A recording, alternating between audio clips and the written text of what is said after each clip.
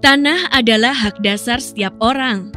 Namun seiring dengan pertumbuhan penduduk, kebutuhan ruang huni pun ikut meningkat, sehingga mengakibatkan keterbatasan tanah untuk masyarakat, serta kurang optimalnya pemanfaatan dan penggunaan ruang, mengakibatkan kebutuhan pada wilayah perkotaan tidak terpenuhi dan mampu menimbulkan kondisi lingkungan yang kumuh. Dibutuhkan kebijakan penataan pertanahan guna mendorong penyediaan hunian dan memaksimalkan pemanfaatan dan penggunaan tanah di ruang perkotaan. Salah satu kebijakan pertanahan tersebut adalah konsolidasi tanah. Menurut Permen ATR BPN nomor 12 tahun 2019, konsolidasi tanah adalah kebijakan penataan tanah untuk kepentingan umum dengan melibatkan partisipasi aktif masyarakat. Di Indonesia, KT sudah diterapkan sejak tahun 80-an. Sampai saat ini, penyelenggaraan KT telah dilakukan pada 1.145 lokasi di seluruh Indonesia. Dan dengan melihat perkembangan perkotaan saat ini, sudah saatnya konsolidasi tanah melakukan terobosan melalui konsolidasi tanah vertikal.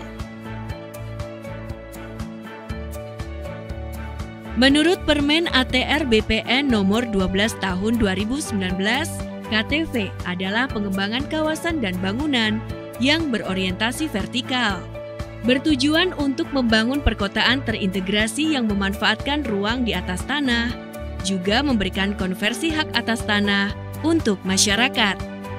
Adapun proses penyelenggaraan KTV meliputi perencanaan, pelaksanaan, pembangunan, dan pengawasan.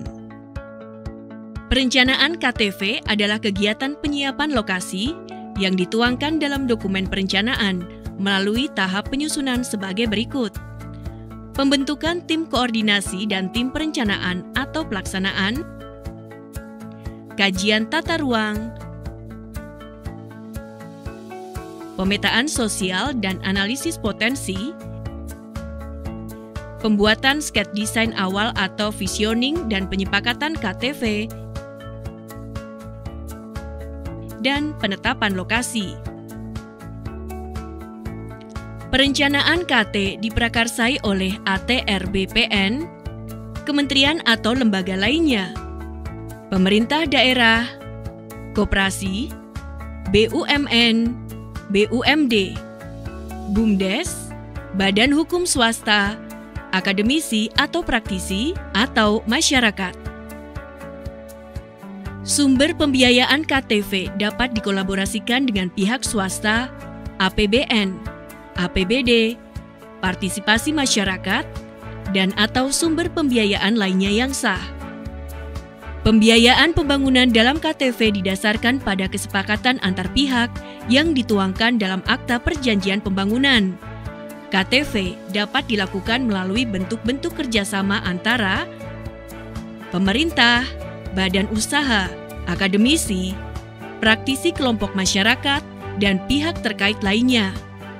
Setelah penerbitan SK penetapan lokasi, tim pelaksana bisa memulai tahap pelaksanaan yang meliputi pengumpulan data fisik, yuridis, dan penilaian objek KTV, penyusunan desain dan rencana aksi KTV, pelepasan hak atas tanah dan penegasan objek KTV, penerapan desain KTV atau staking out,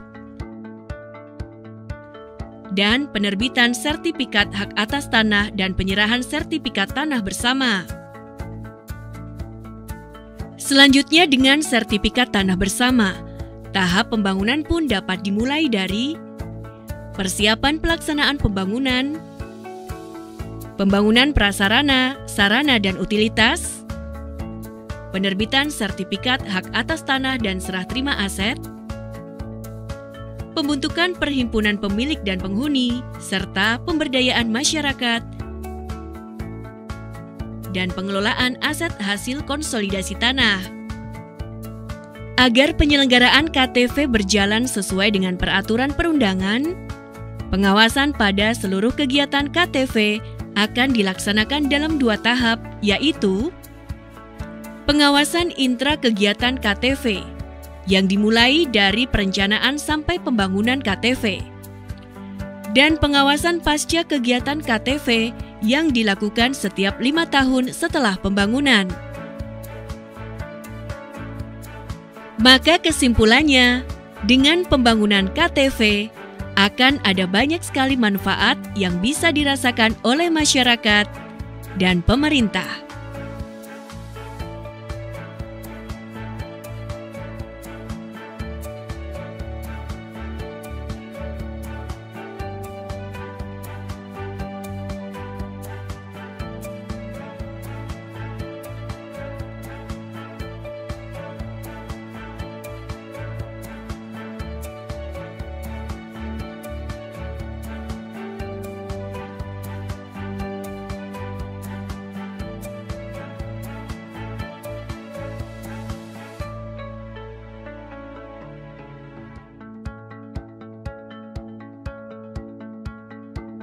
Konsolidasi tanah sebagai kebijakan penyediaan tanah dalam pembangunan sekaligus penataan atas bidang-bidang tanah membutuhkan kerja bersama seluruh pemangku kepentingan dan masyarakat. Kolaborasi dan sinergi dari berbagai pihak adalah kunci keberhasilan konsolidasi tanah di tengah masyarakat. Konsolidasi tanah membangun tanpa menggusur.